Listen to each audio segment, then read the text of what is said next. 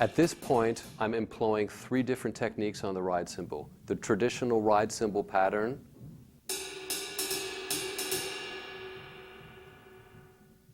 the ride cymbal pattern with quarter notes,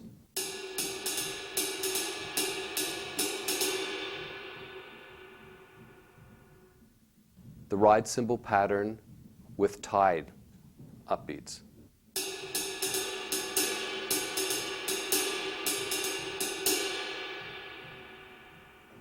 The next step is to employ the upbeats on the and of one and of three. By adding these notes, we can give the feeling that I'm turning the ride cymbal beat around. What I like to do is to precede and follow each one of these upbeats with a quarter note.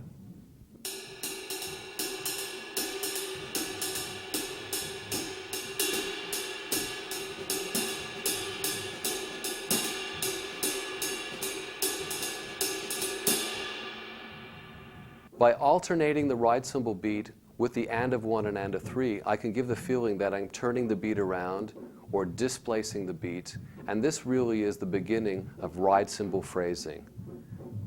Combined with the previous techniques I just demonstrated, we have a lot of vocabulary that we can now use to phrase with the ride cymbal. 1, 2, 1, 2, 3, 4.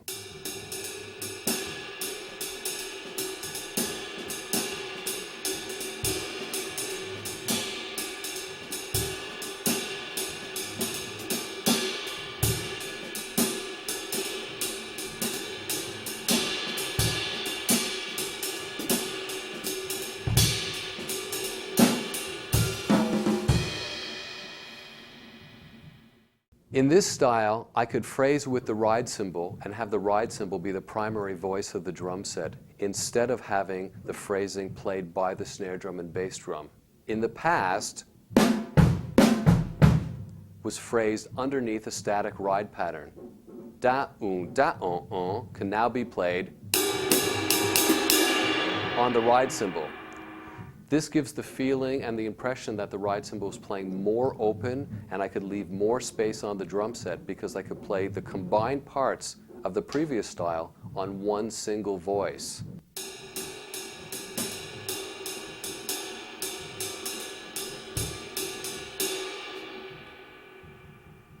In a straight ahead style, I would always have a static ride cymbal pattern, hi-hat and 2 and 4, and all the comping was played between snare drum and bass drum.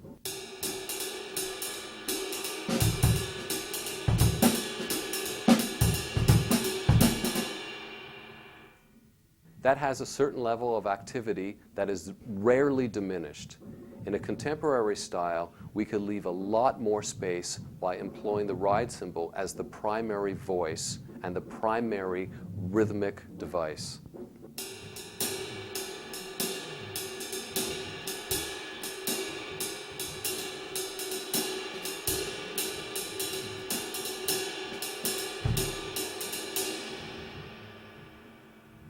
This is a deceptive technique because it sounds like the ride is playing less than a traditional ride cymbal pattern, but I'm actually playing more, but it doesn't sound like more because there's so much space underneath the ride cymbal.